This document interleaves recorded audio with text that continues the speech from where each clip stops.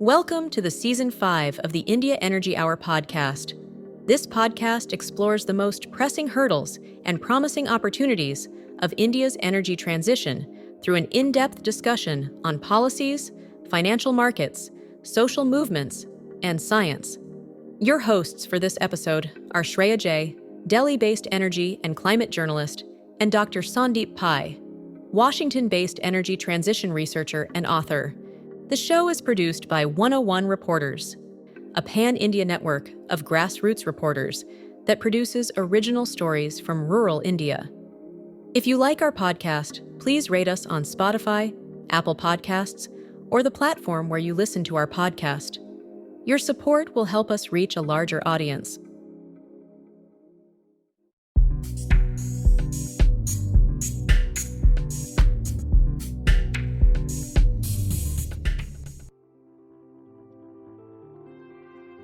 The role of state-owned enterprises, SoEs, in India's energy transition cannot be overstated. SoEs, or Public Sector Undertakings, PSUs, control majority of India's fossil fuel production and provide millions of jobs across the country. As India accelerates its energy transition, these enterprises will play a crucial role in scaling the rapid deployment of clean energy. Historically, SoEs have been key drivers of economic growth and local welfare. However, they are often seen as bureaucratic, slow in decision-making, and susceptible to political influence. To gain insights into the role Indian SoEs play in this energy transition, we spoke with Dr. B. Veera Reddy, former Director, Technical, of Coal India Limited and Chairman-cum-Managing Director of Central Coalfields Limited. Dr. Reddy brings nearly 4 decades of experience working with Indian SoEs.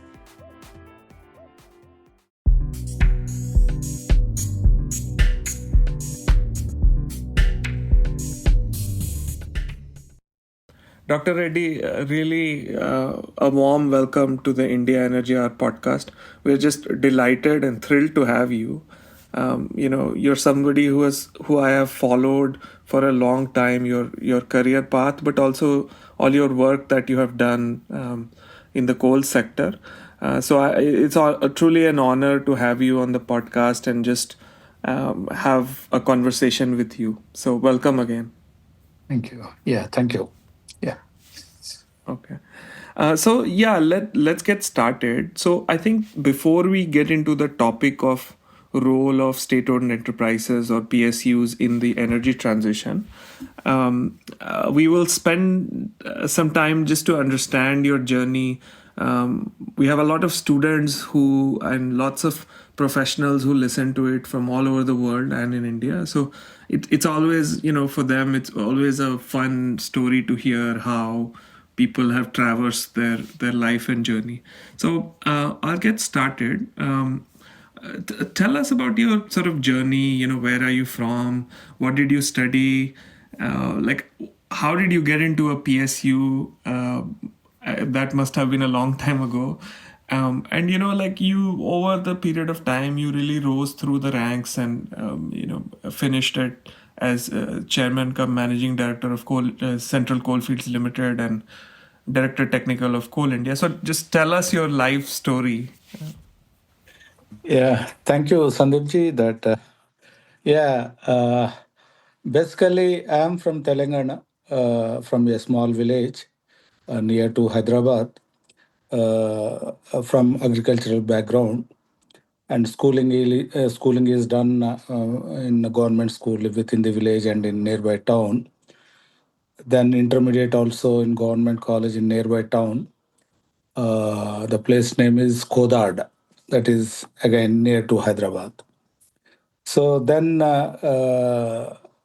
secured good rank in engineering entrance and selected mining engineering and completed mining engineering from Usmania University, passed out in 1986. Then on 9th January 1987, I joined Singareni Collieries, which is again that coalfields located in Telangana. So there I joined as a mining graduate trainee. Then gradually with time and all, I was promoted to different stages and reached to the general manager position in Singareni. Simultaneously, I completed MTech mining, part-time MTech mining. Then also I completed PhD in mining, particularly feasibility of mass production technologies in underground mining under the guidance of Professor Ram Madhavji and also from IIT Dhanbad. And finally, I got a PhD award in 2022. And as far as my career is concerned, I was working right from 1987 till 2019 December. For about 32 years, I was in Singareni. And finally, I was general manager at Adriala Longwall project. That was the very prestigious underground project with so many first-time technologies and with so many mining challenges. Like ultimate depth is about 700 meters. So far in the country, there is no mine with such depth, and with more automation and long wall technology. And so that way, I was there for about 17 to 18 years, from drawing board to complete execution of the project and till it attained 2 million tons per annum. Probably the first mining underground project to achieve that kind of production and all. Then, while working at Adriela project, just I applied for this director post in Coal India, and then I got selected through this PSUB selection process. Then I joined Eastern Coalfields, one of the subsidiary companies of Coal India.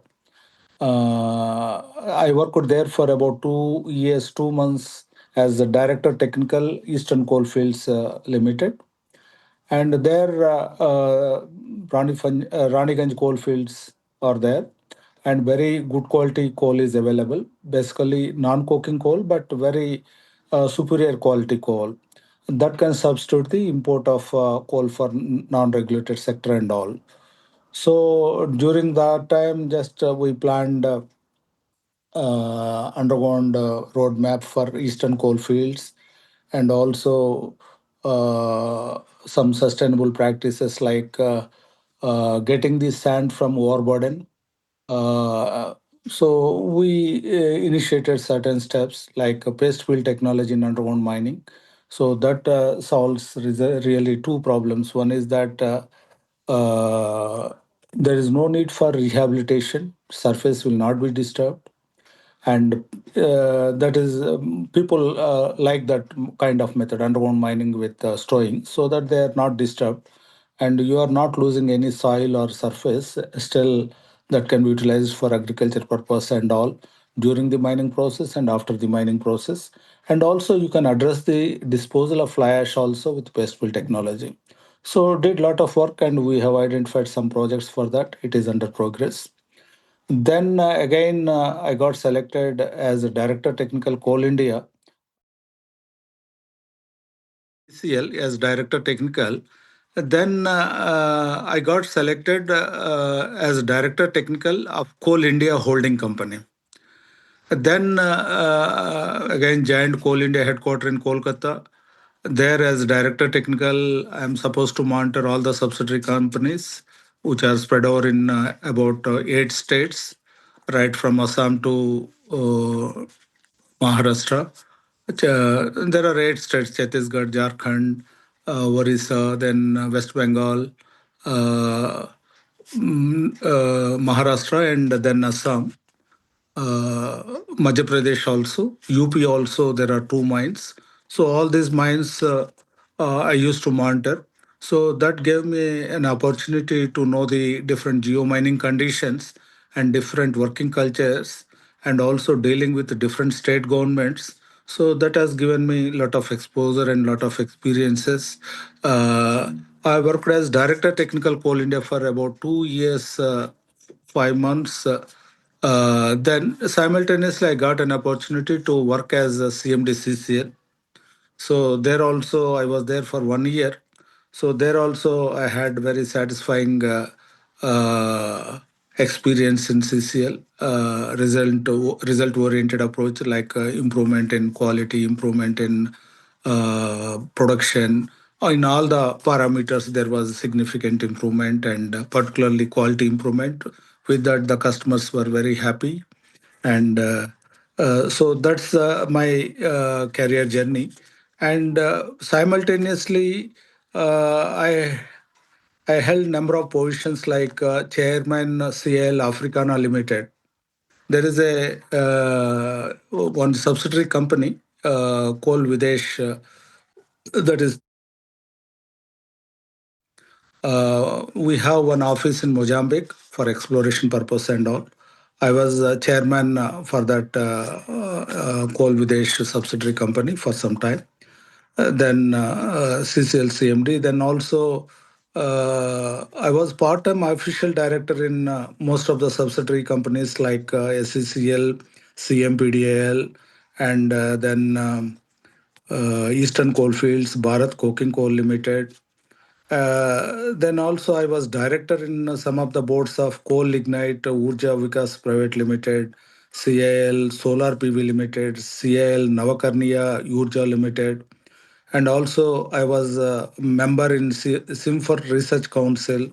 So these are the some of the positions I held during my career. And also I was immediate past president of MGMI. That is a very prestigious organization, mining a geological and metallurgical institute of India, with very experienced members, about 3,000 members all over the country, and their branches are spread over in the country. And I was there as a president, and during that time we conducted number of seminars and to share the technologies and all that. We did. I was also a organizing committee member for World Mining Congress, and also a director in World Coal Association, and visited about 20 countries, mostly coal producing countries. Took training, particularly in China, Australia, in US also. We have seen mine closure practices. Not only that, mass production technologies and digitization and all. And after visiting them, then we try to implement in Coal India wherever we are lacking. We try to implement them, and they are under implementation.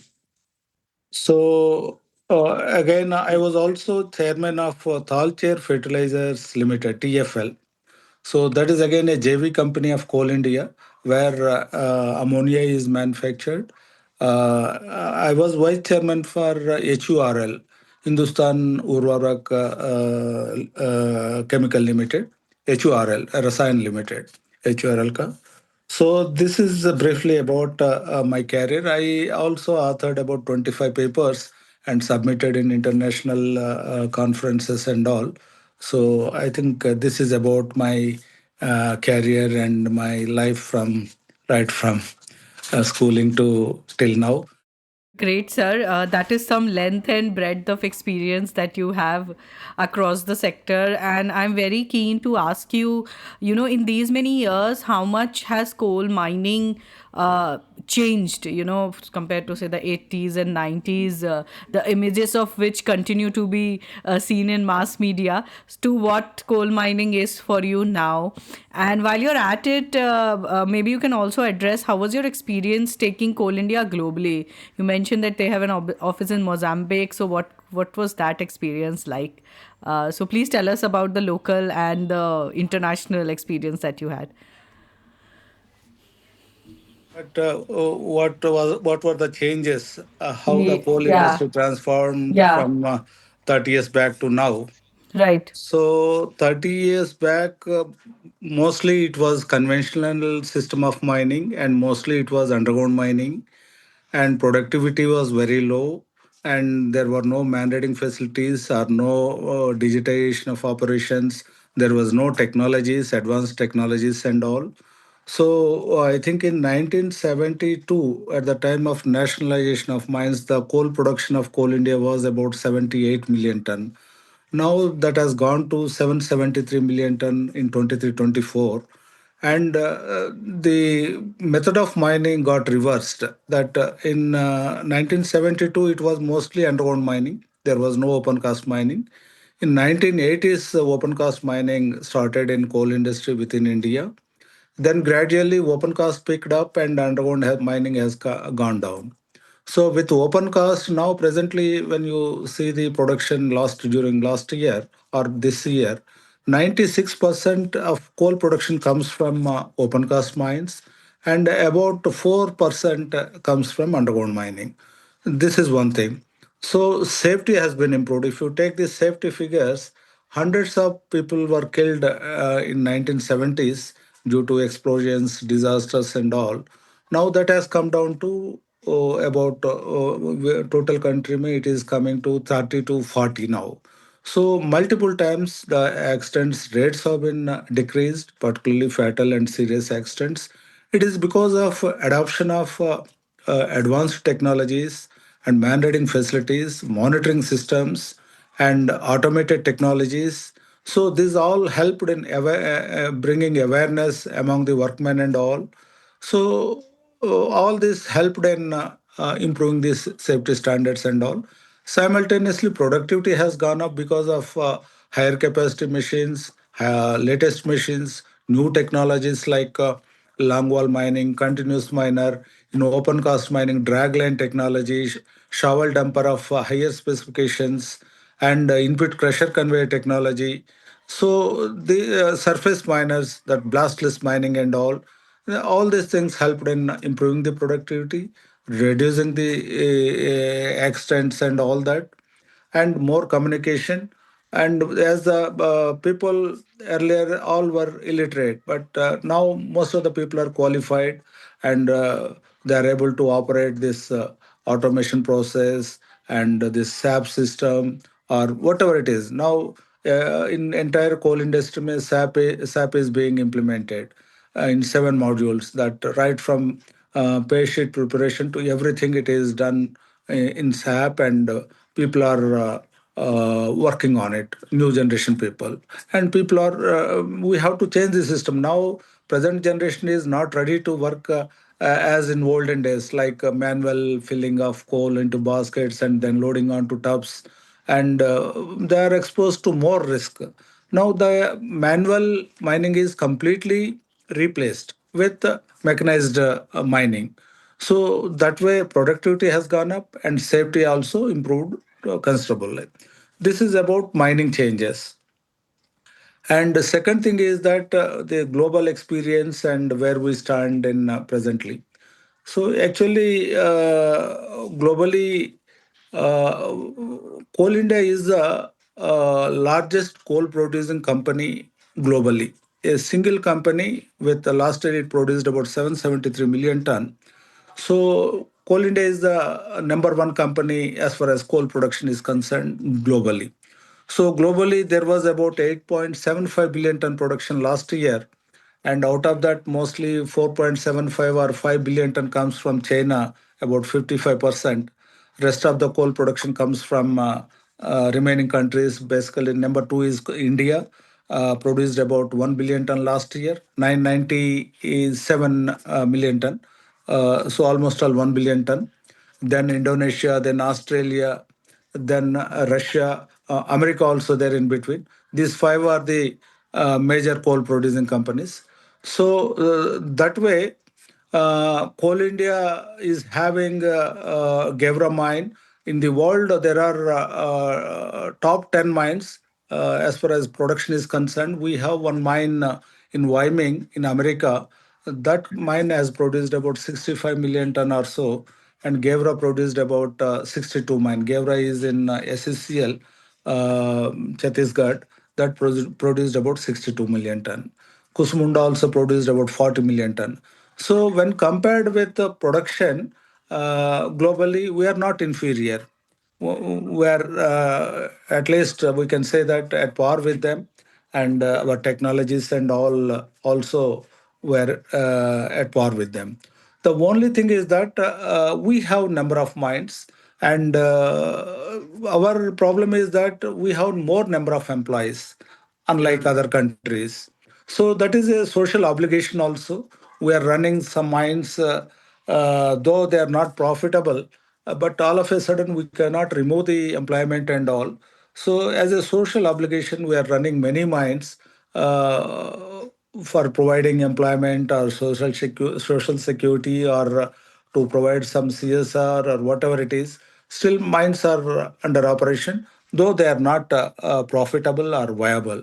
So again, now as far as digitization is concerned, and 2 years back we have introduced DZ Coal with the help of Accenture, that where all operations are digitized.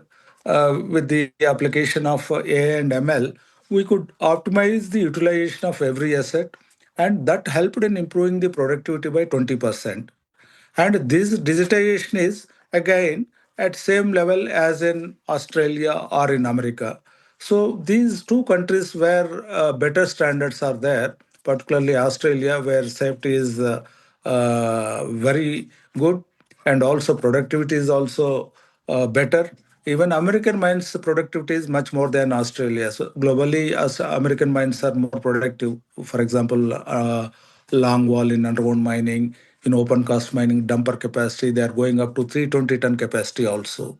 So that way they are there, but we are also in some of the mines at par with them. Remaining mines are small mines, and we can't go for more digitization or that way.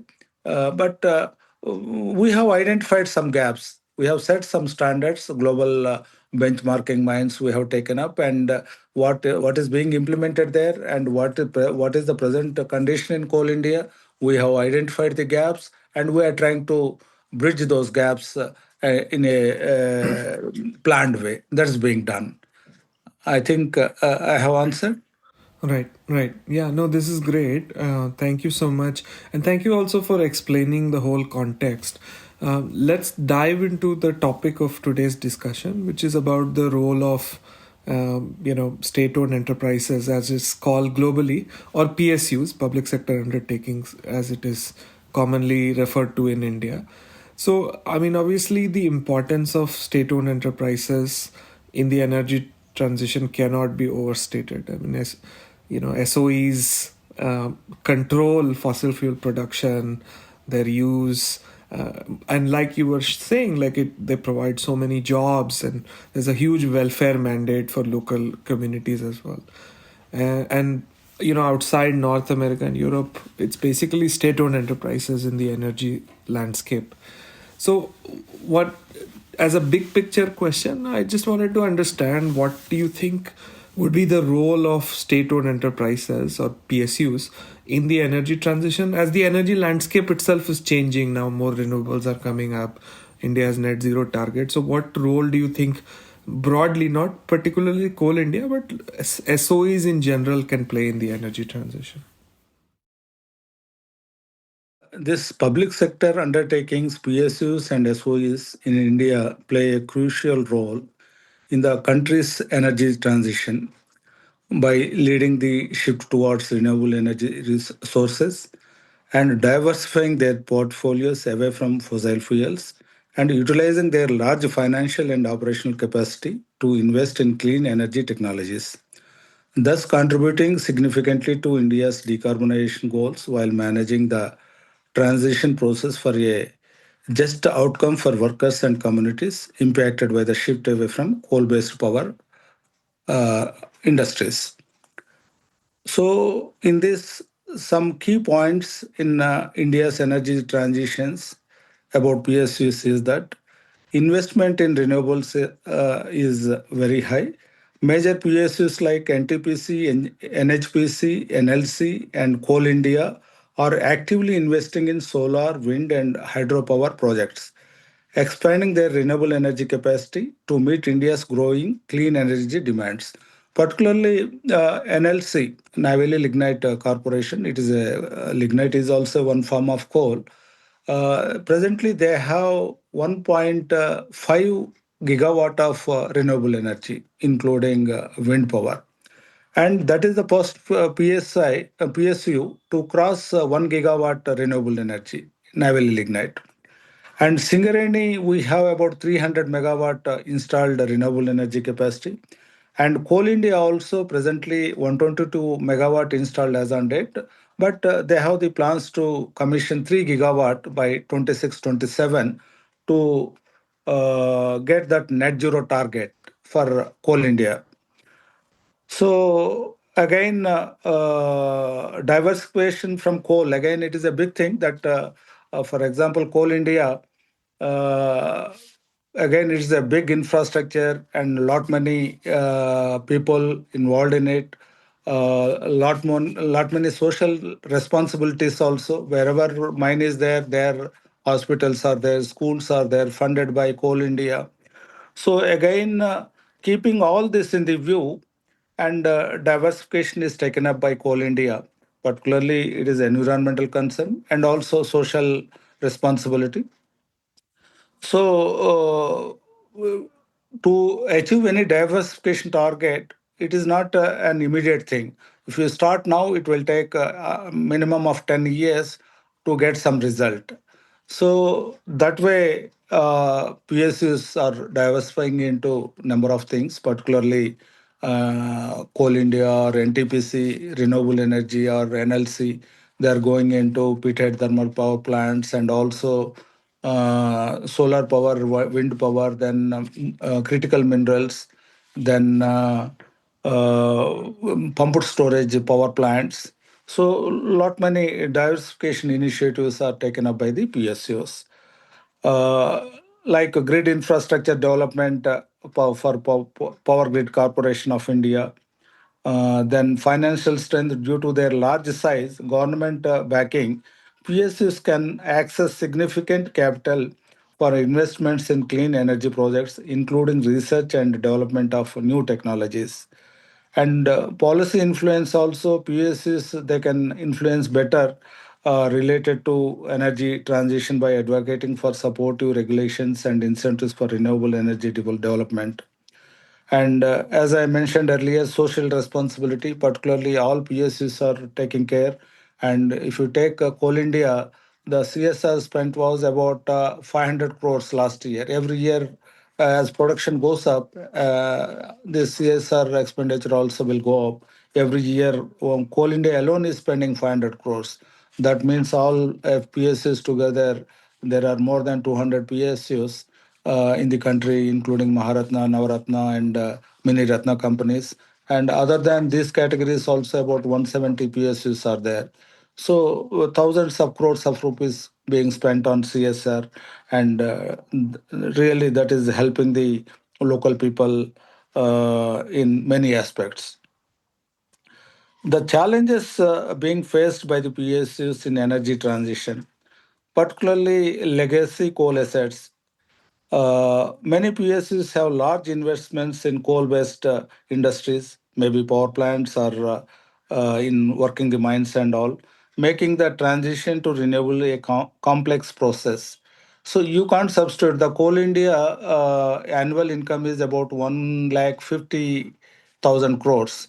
But with the diversification, Coal India is planning for at least 20% of revenue from diversification by 29-30. So that way they have prepared plan and action is being taken. Well, similarly, every company diversifying, uh, particularly fossil related industries, because that coal has got or fossil fuel has got limited life.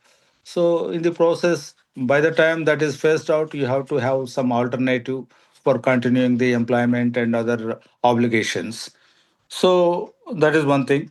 And also market competition. Now, for example, if you take Coal India, we are entering into thermal power plants, pithead and solar, wind. We are not experts in that. Coal India is having expertise in mining. That is their core strength. Now, with diversification, even NLC is going for nuclear power plant, and that way hydrogen, this thing. So there are so many things. Even PSP is also that we don't have any core competence in it. We have to compete in the market, And so that is a major challenge. We have to train our people, or we have to recruit the people laterally. And so we have to compete with people. Then only anybody can survive. Also investing in new technologies, that storage and battery storage and all that. So these are the some of the challenges in transition process. Overall, PSUs are critical players in India's energy transition, with the potential to drive significant change by leveraging their financial strength, existing infrastructure, and policy influence to accelerate the adoption of clean energy technologies and achieve the country's climate goals. Thank you for this very detailed response. Just to give a kind of an understanding to our audience, if you can explain how a typical Indian PSUs function. There is a kind of impression that any kind of change in a public sector company is very slow moving. And obviously, because there are obligations, you're state owned. Then for listed entities, it's another set of challenge that they are answerable to their investors. So if you can tell, what are the different types of functionings in an Indian PSUs, and most importantly, how autonomous is actually the board of a PSU in India? Undertakings in India is a company where the government holds a majority stake, at least 51%. Uh, Essentially, it is controlled by the central or state government and operates commercially on its behalf. Depending on their performance, PSUs are categorized into different types like Maharatna, Navaratna, and Miniratna. Maharatna being the highest level, where their net worth and also their profits are very high. Navaratna just below Maharatna, and Miniratna is small companies, but they are making profits for last 3 years, and they have defined what should be the profit for last 3 years, what should be the net worth. Basing on that, they have classified companies into these three categories. And each company, any government company, uh, headed by the board. Okay, CMD is there, but ultimately CMD is also responsible, answerable to the board. Again, in the board, there are government nominated directors, in addition to independent directors. So, in the board, I think any decision will be taken transparently, because a lot of money is there, public money is there. So, you can get all the transparency or proper decisions from the board, because that the board composition is, apart from that company representatives, we have independent directors also from with different backgrounds, and also government nominee directors also. So you get more freedom, that Maharatna company can take a decision on its own, up to certain extent, like 15% of their net worth they can invest. So that way there are some guidelines. So when you come to Maharatna, they have highest freedom, and Navaratna little lesser than Maharatna, and Miniratna being small companies, they have to take permission from the government for any small proposal. So these are the different companies, and when we compare with private companies, as private companies are basically meant for getting profit or optimizing everything, and it is owned by a private person, and mostly owned by families, and whoever is the owner, he will take the immediate decision, and that is there.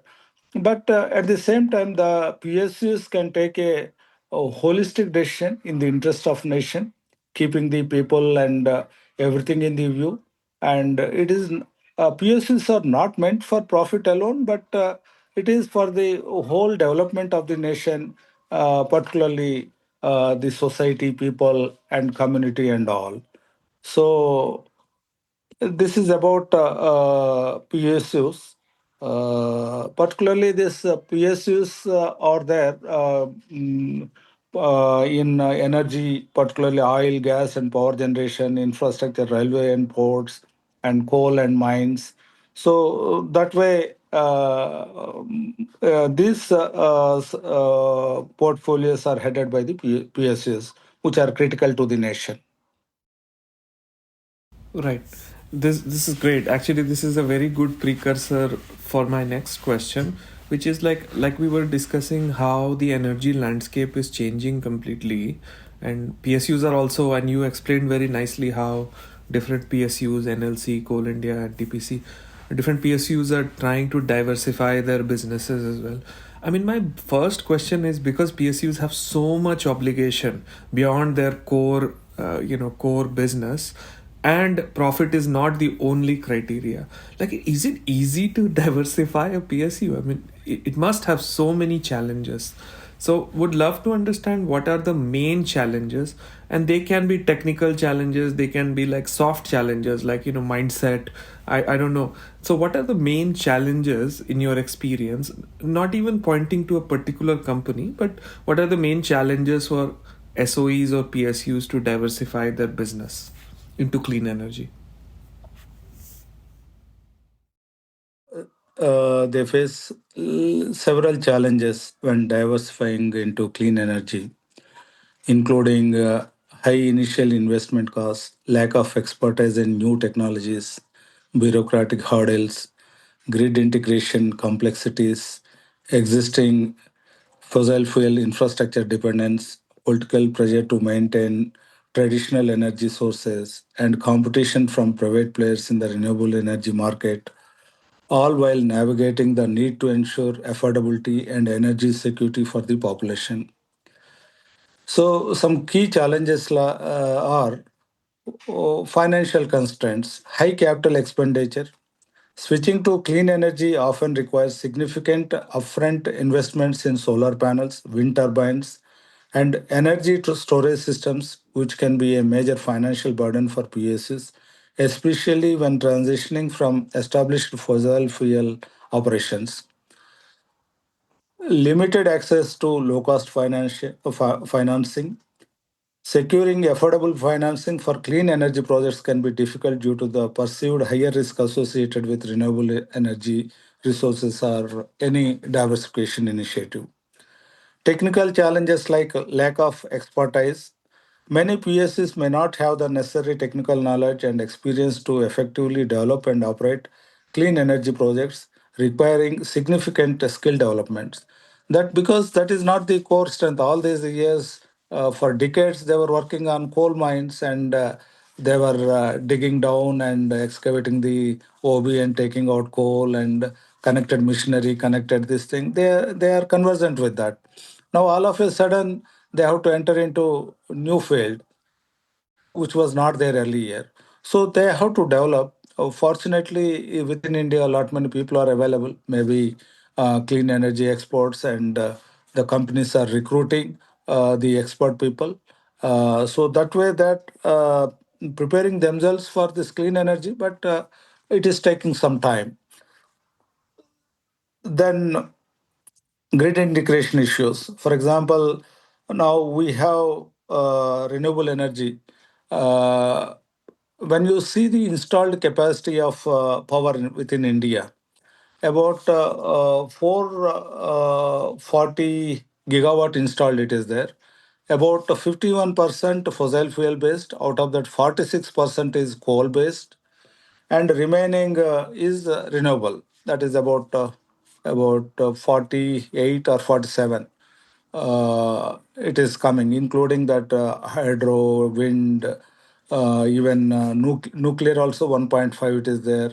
So that way, uh, we're and also with 46% installed coal generation capacity, the electricity generation was about 73 to 75% last year and in this year also.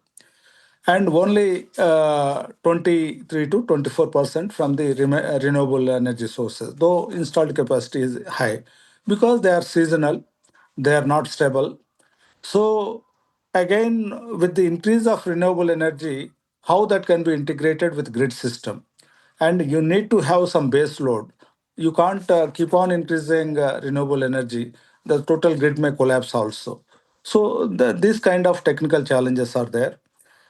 Energy storage limitations also. Now, unless that is established, it is very difficult to depend on renewable energy. So now then some developments are there, but not to the desired level. Still, it has to go up, and the required battery storage capacity has to be developed and established. Then only we can completely depend on renewable energy. So till that time, a base load has to be maintained with coal-based power generation, and these are some of the challenges: lack of expertise, grid integration issues, energy storage limitations, and all. And policy and regulatory hurdles. Complex regulatory landscape navigating the evolving regulatory framework for renewable energy, including permitting processes, grid access rules, can be challenging for PSUs. These are the challenges, but the government is coming up with some proactive policies and regulations. And also in Indian system, political pressure is also very important, and that is also to be handled. And market competition. Private sector is already it is there in renewable energy or in critical minerals, or even whatever diversification initiative is there. They are ahead of PSUs, and definitely their efficiency is better than because they can take decision immediately, and monitoring it when you compare working hours or other things also. It is very difficult to compete with the private sector, but PSUs have no option unless they compete with private sector and survive. Otherwise, they can't survive also. So they have to compete with. And also on PSUs, for example, coal pricing.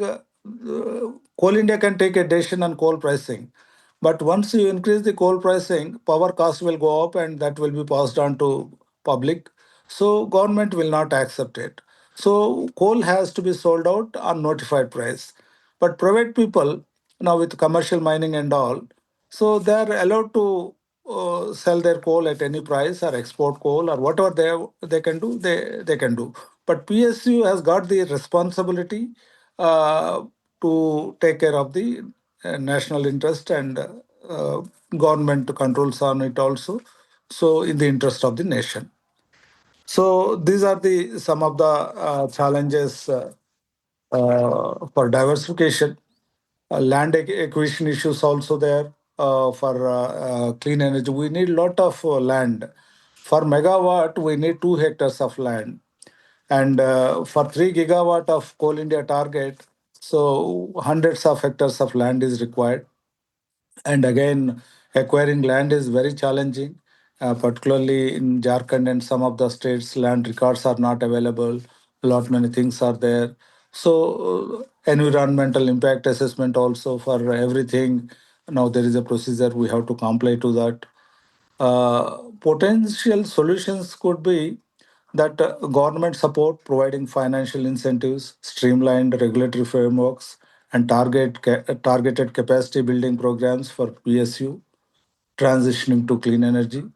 Technology partnerships, particularly collaborating with private sector players and technology providers to access advanced renewable energy technologies and expertise. Skill development also. Strategic planning, developing comprehensive diversification plans with clear timelines and targets for transitioning into clean energy. So this is about challenges and their possible solutions and all. Yeah. Um, I would now want you to address this question from the lens that PSUs are also corporate entities. You mentioned, and that's a very important point, that PSUs carry the weight of national interest. They have the larger picture in mind, there where most of the decisions that the board takes or the company takes is for the national interest. Profit maximization, like a private entity, is not the ultimate goal. But for so many years, state-owned entities involved in fossil fuel sectors such as Coal India, NTPC, have their revenue, supply chain exchange, etc., imagined around coal or thermal. So not only are you reimagining the whole business, you're also looking at new modes of revenue, and they might not be as same as fossil fuel. So just from the angle of a corporate entity, how much sense it makes for a Coal India or an NTPC or an LLC to go beyond its core areas into this new segment, and what kind of a scope do you think there is? Would it offer the same amount of revenue, less, or and when? Yeah, there is a lot of scope for diversification. They can go now already they are into renewable energy, critical minerals extraction, technology-based services, infrastructure development, healthcare, and even entering into new market geographically, leveraging their existing expertise and government support to tap into emerging sectors with high growth potential. Already we discussed about this in energy sector, particularly renewable energy. And I explained you that already these three PSUs, two PSUs and one SOE, the Singareni Collieries Company Limited, Neyveli Lignite and Coal India put together, they have about 1.8 gigawatt renewable energy capacity. And by 2930, about 8 gigawatt renewable energy is planned by Neyveli Lignite and 5 gigawatt by Coal India, and about 500 to 600 megawatt by Singareni. So that way, about 12 to 13 gigawatt renewable energy will be installed by 2930 by these three coal companies. And green hydrogen production is also one. Not much has taken place on this. Coal India is going to start, it is working on it. But other companies, there is some progress. Energy storage solutions also, this is one thing. The particularly PSUs have to do lot of R&D and find out solutions for this storage, uh, and particularly mining and minerals. Again, mining and minerals now, even NTPC into coal mining, and they are doing better with their expertise and all this. They are going to touch about 100 million ton shortly. In Coal India now, critical minerals now seriously for last 2 3 years they are working on it, and recently they had one MOU with Argentina and also Australian company for lithium mineral, and also in within the country also we are looking for critical mineral assets. Recently, one block in Madhya Pradesh, graphite block, Coal India has acquired it, and also looking for some more blocks within the country also. And the minerals and mining is again mining companies' core strength. It is their core strength, and they can go for it without any problem. And also mineral processing and value addition. For example, coal. If you look at any country, the global practice is that you get raw coal from mine, and that will be washed on the pit head, then only that will be utilized. When you wash the coal, that unwanted material will be removed, and to that extent, transport also reduced, and you are not burning the waste material. That way, you are protecting the environment also. Now, in India also, now recently in Ministry of Coal also, one decision has been taken, discussed that to go for washeries so that we can enhance the quality of coal and we can reduce the transport of wastage, burning of wastage. So that way,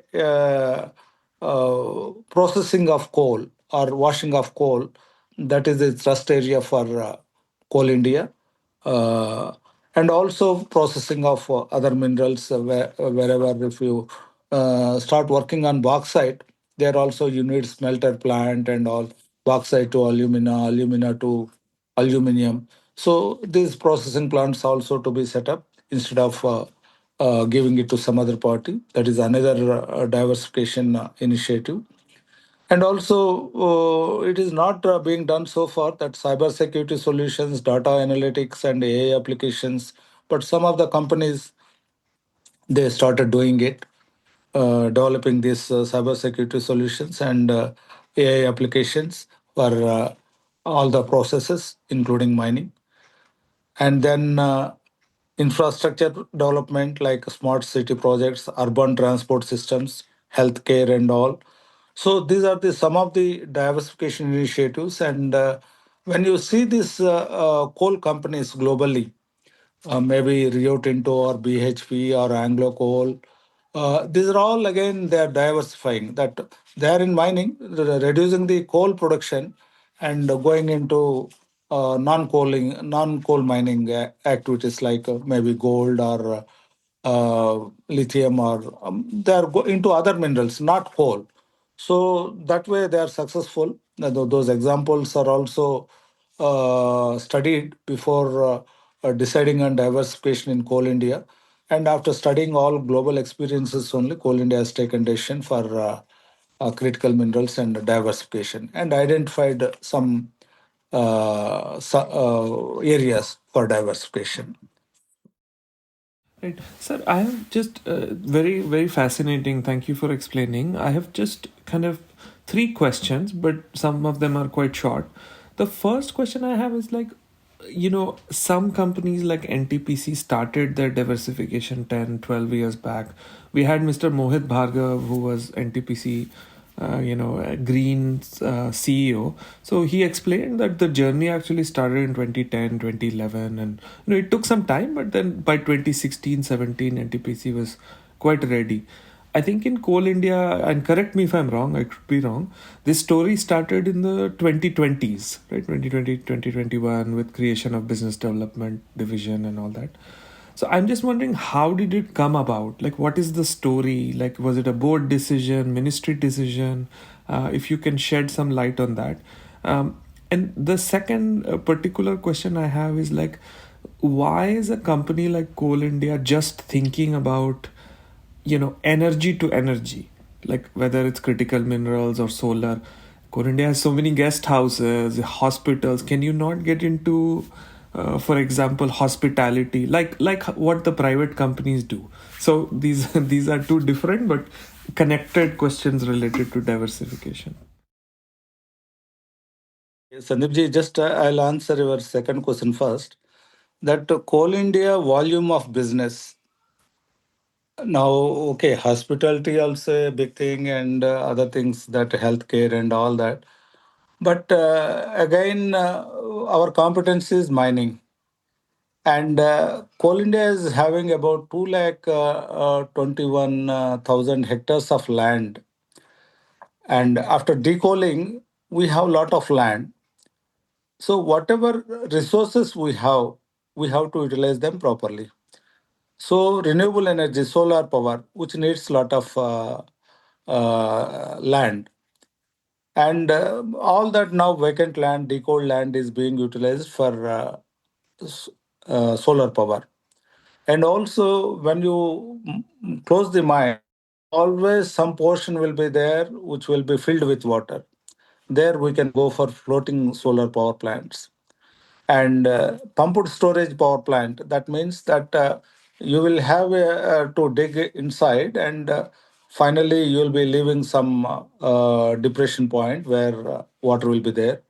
And adjacent to that, you will be piling up this overburden dump and all to the height of about 80 to 90 meters.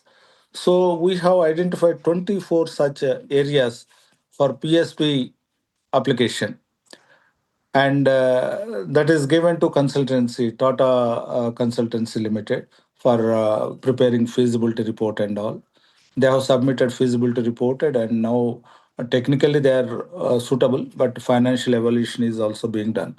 So what I'm trying to say is that now our target is to get 20% of our revenue, to get it by 2930. We have planned something like 2930, 5 gigawatt solar power. 3 gigawatt is net zero target that will be achieved by 2728, and by 2935 gigawatt. and similarly pithead thermal power plants, and similarly critical minerals.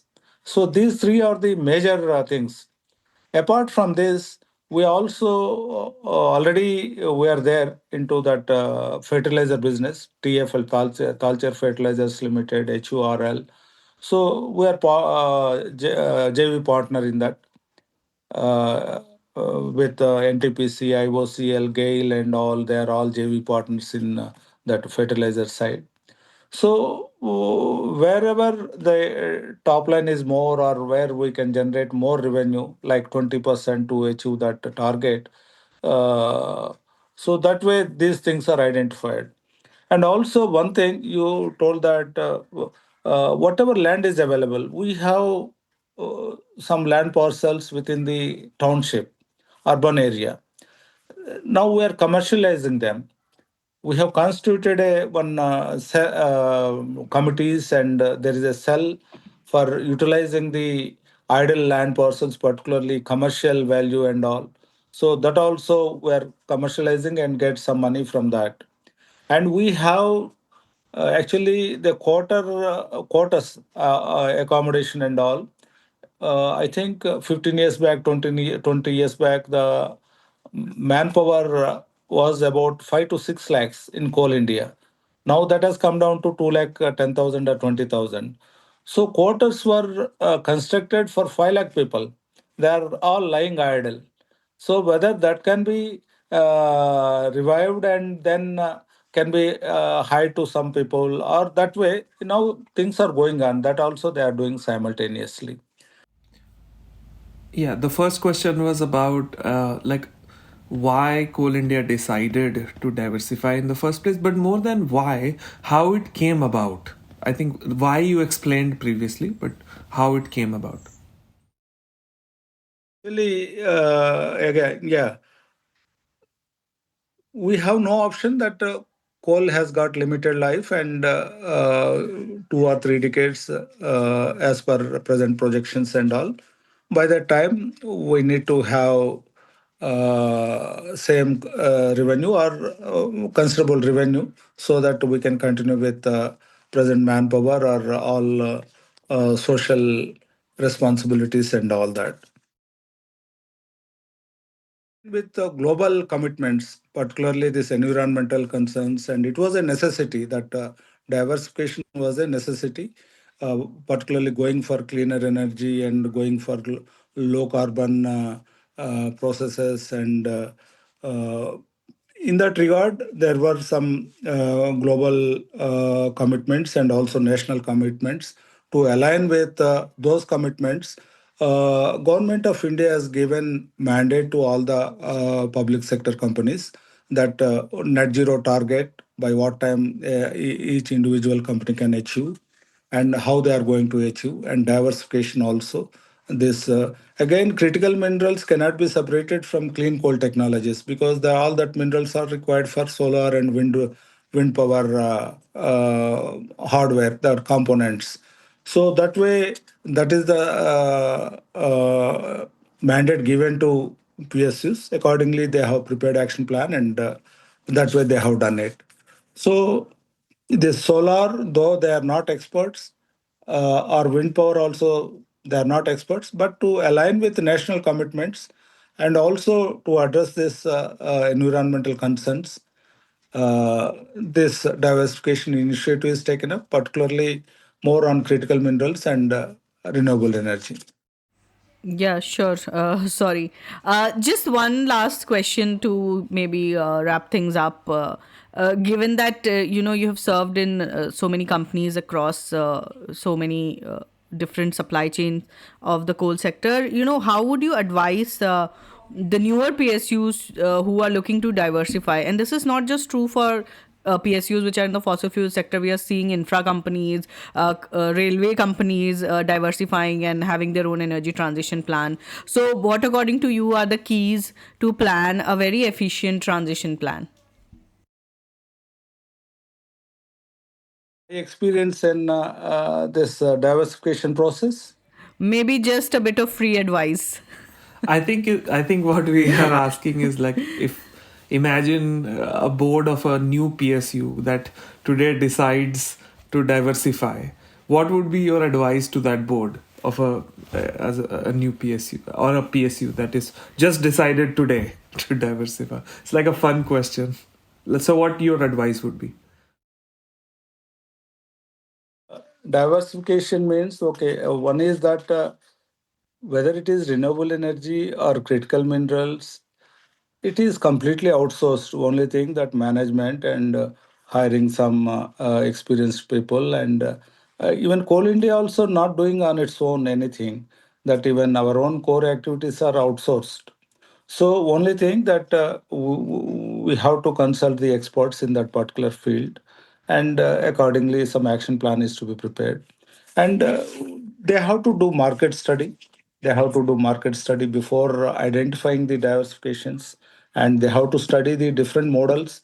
And all after doing all this, Coal India has taken decision that is relevant to Coal India, particularly critical minerals and renewable energy and pithead thermal power plant. Again, that is related to coal. And another important thing is that clean coal technology like coal gasification, coal bed methane. So these are also under diversification, particularly clean coal technologies. More thrust is given by Coal India. If you consider some other company with the background of maybe power generation, then what they have to look at like renewable energy. Already NTPC is the best example, and now nuclear power. Now, in government of India, probably within a week or 10 days, one document will be released on Mission 100 gigawatt nuclear power. So they're preparing a document, and that will be coming out shortly. That enhancing the nuclear power and all. So that is also renewable energy, completely nuclear power, and that is relevant to power sectors and all. Already they are into it, that distribution, transmission, everything. So that way, what they can do is that forward integration or backward integration, any company related to them, they can start with those things, and after getting confidence and all, they can expand to depending upon their skill, expertise, and availability of resources, and market study and government policies on that. So that way, I think they can take a decision accordingly, suiting their conditions. Like Coal India, because we have maximum land and all where we can go for renewable energy. We have more manpower, so that can be utilized for the diversification initiatives, and uh, particularly this critical minerals. We have that expertise, and pitted thermal power plants because we supply coal and all.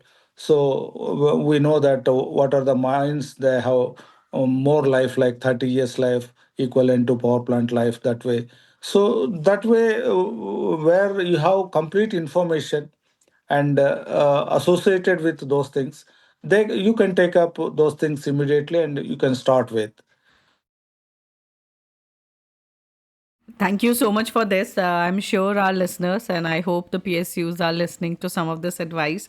But your experience alone and whatever you said during this 1 hour long conversation is lesson enough. And I clearly learnt a lot. I'm sure it's the same for Sandeep. So I want to thank you again for coming here, taking out time and discussing in so much depth these issues which are so important, not just for the country, but for India's, as we are calling them, the temples of modern India, in Nehru's words. But thank you again. Thank you so much.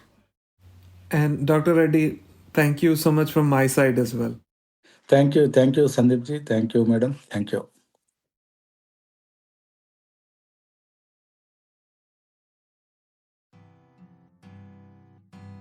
Thank you for listening to the India Energy Hour. Subscribe to this channel to never miss an update.